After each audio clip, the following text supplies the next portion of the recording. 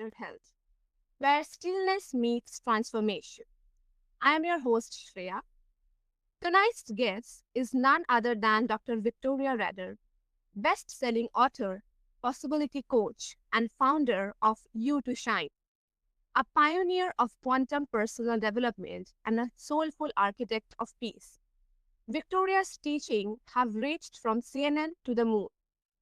Today, she will guide us into what it really means to take a quantum leap to peace, not by escaping the chaos, but by transforming through it with most potent force we have, that is love.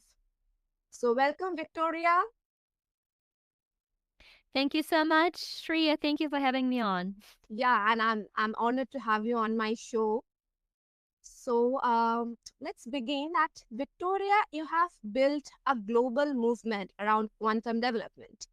What does quantum peace truly mean, and how is it different from peace, what we usually chase?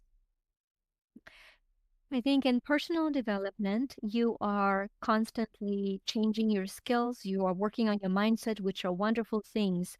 But the assumption is that you're developing towards something.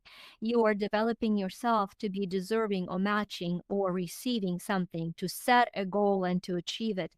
Yeah, In quantum personal development and the peace, the assumption is that you are of infinite worth. And your biggest job is to quantum leap deep into that infinite worth, to be aware of divine love within your heart. And as you truly are, and it's not just the words, but a feeling, the energy, the frequency, when you are still within yourself, then you expand that stillness, and that peace then becomes your passion, brings you purpose, and the profitability is a natural outpouring and the flow. yeah. Uh, that's true. And was there a moment in your life that catalyzed this mission to help others leap into peace? I think it's very important. There is this theory. There are books written, there are marketing branding books written. It's called a hero journey, where my life was bad and then this happened and now live happily ever after. And what I find is that it's just a big fat lie. There isn't one moment. There are catalysts, there are choices, but the truth is every single day, without an exception, if you're human, Yeah, you're going to have moments of panic and anxiety and yeah, frustration. They're going because we are all one. And being all one, you could literally have somebody on the other side of the globe have yeah, something happen to them and you feel the energy.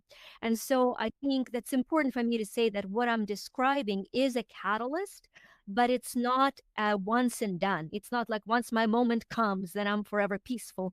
yeah, Because that is an unattainable, anxious idea. And yeah, so I think it's very important to know that. And so for me, I think the one that comes right now was when I was a young mother. My daughter is now 27, which I find ironic. I'm like, I'm 28 and she's 27. That's very yeah, strange. But, my daughter is 27. And when she was first born, I remember laying in the bedroom and we were so broke financially that we didn't even have curtains. I was laying there feeling completely unequipped. I felt that I had nothing. I had no skills.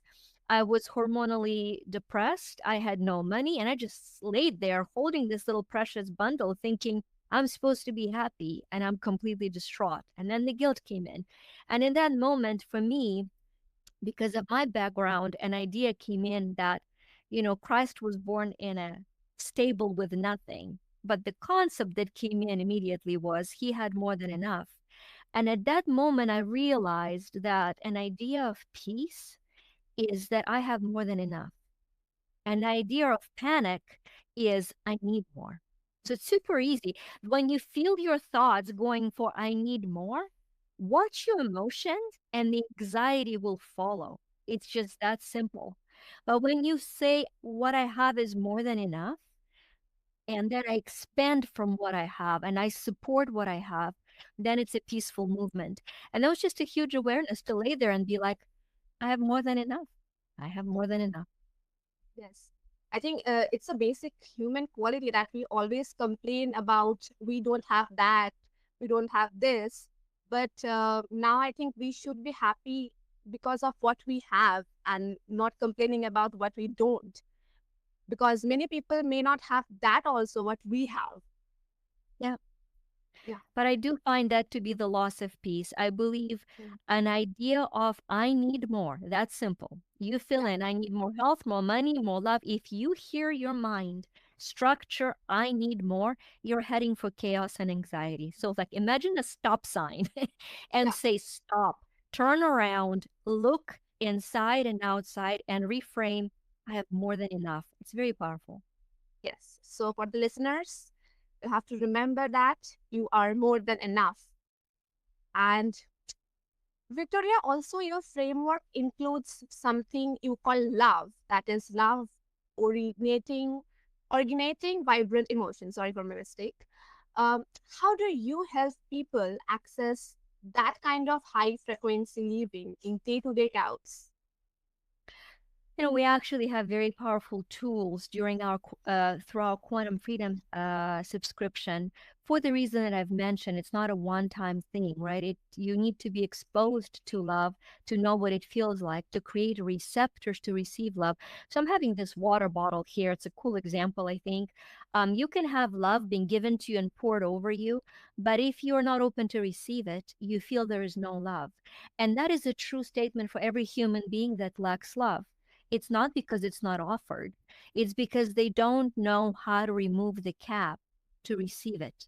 And I think when you block love, you block capacity to create. So our acronym for love is life originating vibrant emotion. God is love, God is light, universe is love, universe is light, creation is love and light.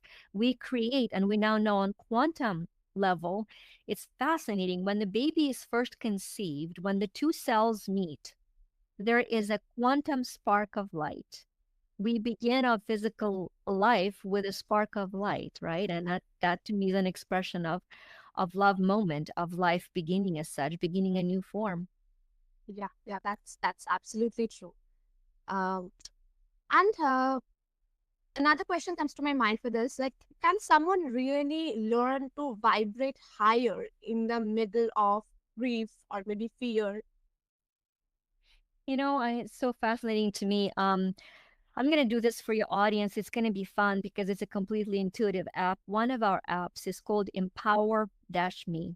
And if you like this experiment, it's only $20 a year and it's found at empowerme.love. We're talking of love. One of the subsets on that app is called My Grief. What I found is there are 99 aspects of grief. There are probably more, but I found out 99 in my practice. And subconsciously, if you don't have that aspect processed, it blocks your capacity to manifest. So you can have love and peace and joy through grief. But if you're not honoring and releasing grief, then you're stuck. So it's an intuitive app. I'm going to click on My Grief. We're going to shake the phone. We're going to tune into the audience. And for the audience, I will read a very quick healing activation. Wow. So most of in your audience are feeling unsupported right now. I don't know about Okay. you, but the feeling of unsupported is what came through.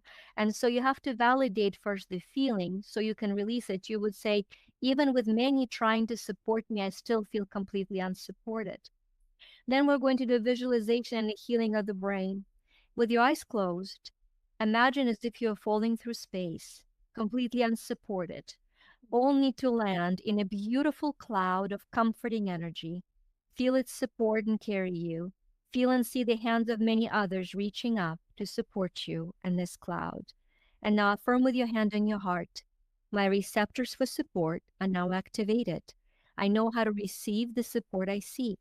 I'm supported and supportive. I'm hopeful. I am me. And so may this be an invitation for your listeners to share the miracles that'll happen for them. Because I know that when you release an aspect like that and you activate it, shifts are instantaneous. So that's how you shift the frequency by validating, by releasing, and by affirming the what you're seeking. Yeah, so my listeners, go and check the app. This is a beautiful app and go and test it. And I hope so that I will be doing it too because I also sometimes need that. Good. And I need them. I use them every day. I The only reason I've created all the products that I have is because I needed that help and there wasn't any on the market.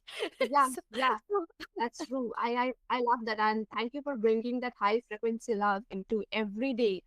That is so needed. And thank you for grounding it so clearly. So, like you have created tools like Empower Me, that is Little Aim and Big E, and Me Journals. How does technology become a spiritual companion in your work? I think that there is no conflict between science and spirituality. I think science is catching up to explain spirituality. I think we live in a beautiful time to be able to see that. Now that the regular Newtonian physics, which does have room, is giving way and expands to Einsteinian physics and quantum physics, the understanding that we're all one is becoming palpably proved. It's no longer a woo theory. And so I love working with technology because just like you would tune in to a frequency of a radio, you can tune in to the frequency of a thought. Now they have devices that you can land airplanes with the power of the thought. While we were kind of ahead of time for the emotional healing, so the app is created to tune in to the energy of the thought. And so for me, it is a joyful, joyful time to be applying the ancient principles of healing and of peace using the practical, innovative tools. It's really joyful. Yeah, yeah. I think we need such technologies to use for our emotional health also, because uh, till this day, technology and spirituality, some people think that these two are very different things, but you are doing a great job to combine them two and to say that these two are not different. We can use technology for our spiritual healing. Yeah. So, yeah, and I am really flattered for this. So, do you believe digital tools can deepen and not distract from our inner connection? I believe anything and everything can either deepen or distract based on our ability to monitor and moderate. I think, for example, let's look at meditation. Meditation is proven to be a great benefit. But if it becomes your escapism, if you meditate and don't take action, now meditation is harmful. And so having a digital tool to attune you to healing is powerful.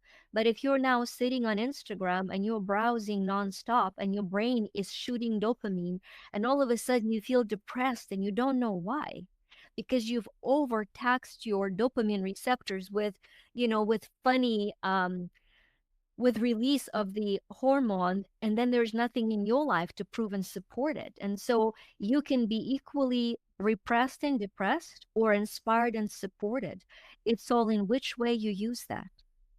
Yeah, I think this happened to me also. Like sometimes I just scroll Instagram or maybe some social media, and I was very happy, and suddenly I feel that I have nothing. I have no support. I'm depressed, but I didn't know the reasons. So thank you for sharing this. And I think especially the young audience and also all kind of audience will be helpful with this insight that you have shared, and that is very nice. I Uh, think so. I think if for whatever your age or use of the platforms is, we're heavily addicted to them. And addiction doesn't make one peaceful. And so if you wanted to do a social experiment with yourself, lock your phone up and don't use it for one day and see the turmoil and the loss of peace. It's just a sign of addiction.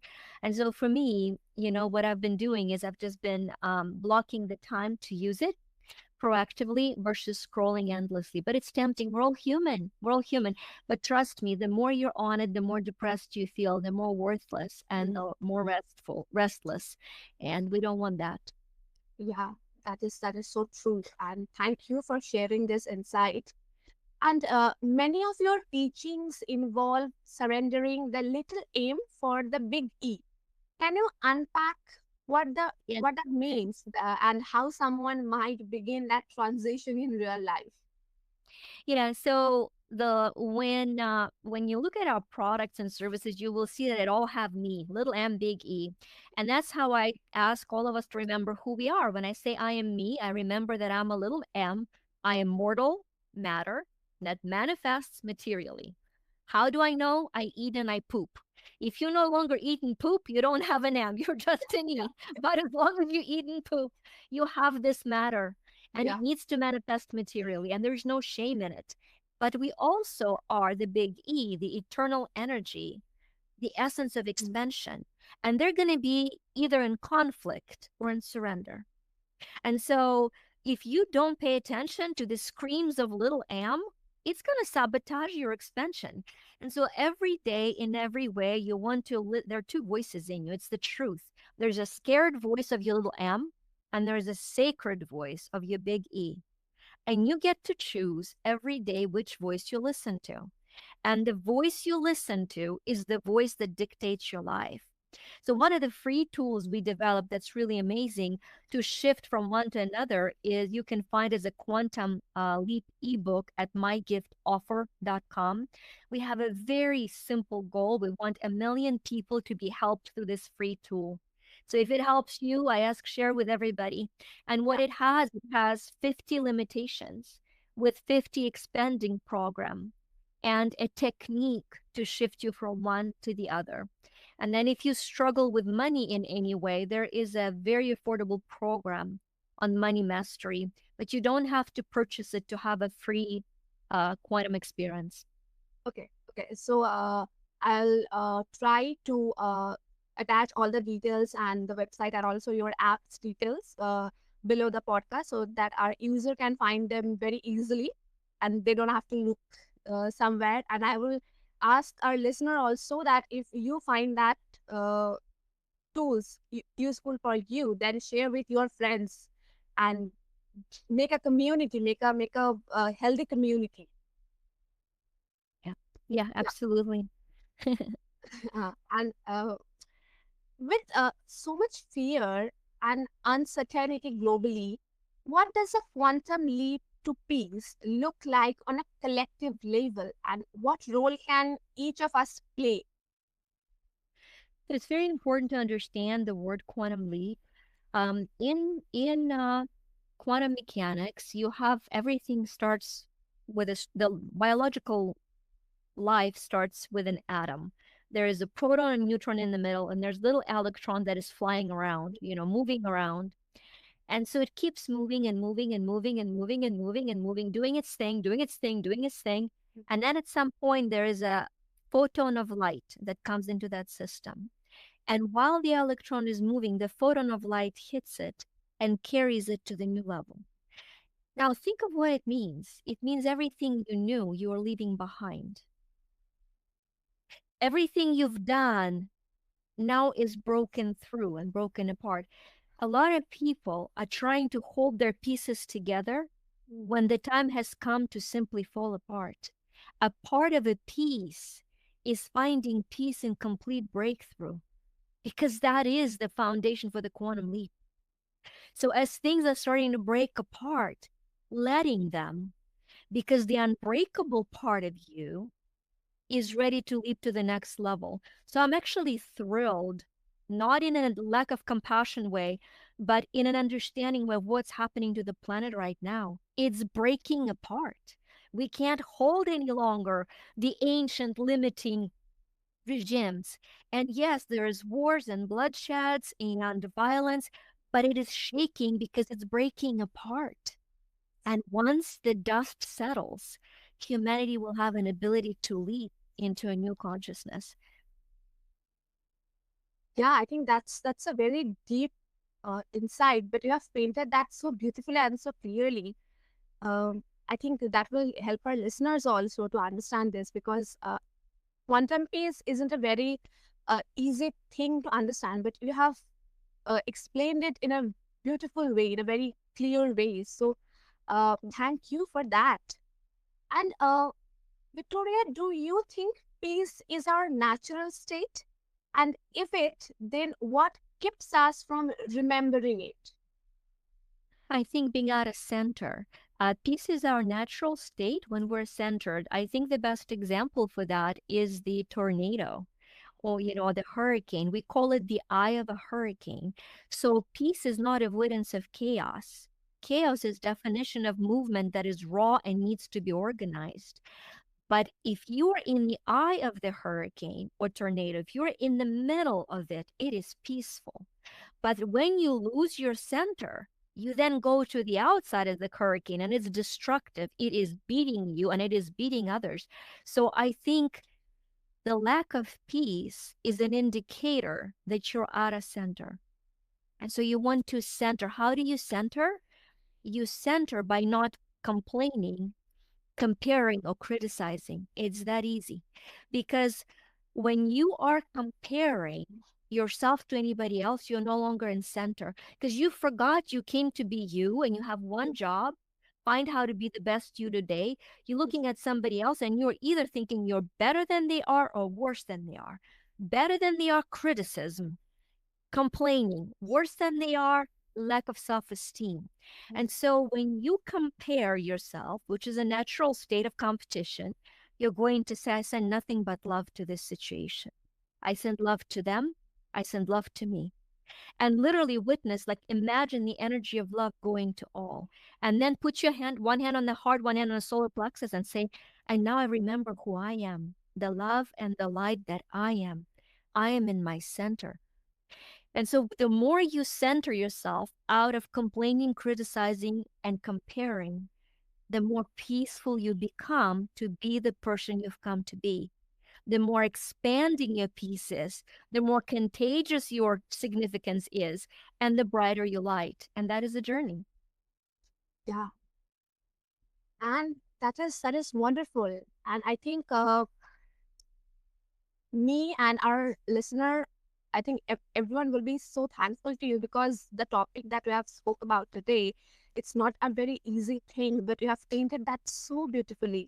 And I think this will help all kind of age group and everyone. I think this podcast will help everyone because somehow we all are lost, or sometime we are not in a peaceful state, or we are finding something, we are comparing ourselves to something, and that is affecting our peace. So this podcast, I think, help everyone. And you thank you so much for telling so much insight to us and for guiding us so much. And if our listeners want to connect with you, what is the best way? I think you can find anything about us on our site, you2shine.com, number two, shine.com. I respond to every email. So if you email me or you find me on IG, I will respond to your question. I think for your own journey, first go to mygiftoffer.com and get a free quantum leap, and then go to empowerme.love and get the app. And that will give you the foundation at a maximum of $20 a year to start your journey. And then as you are stepping into your own worth, we will be able to suggest other products and services that can support you on your journey. But I'm a firm believer that you've got to start at a point that you can afford. I don't believe in stretching and putting yourself in debt and calling it a leap of faith. It's more like a leap of panic. So, Yeah. So I will make sure to attach all the links and all the details below so our listeners can find that easily. And with that, we have come to the end of this podcast. So thank you so much for being here, and thank you so much for sharing so much information with our listeners. And for our listeners, peace isn't passive. It's the most radical quantum act of love. We can choose. Tonight, Dr. Victoria Rader reminded us that transformation begins in thought, expands through energy, and roots in divine grace. So, whether you are journaling your way forward or simply taking one conscious breath, know this: your light is not small, and your peace can ripple wide. Until next time, may your mind be still, your heart be full, and your soul continue to shine.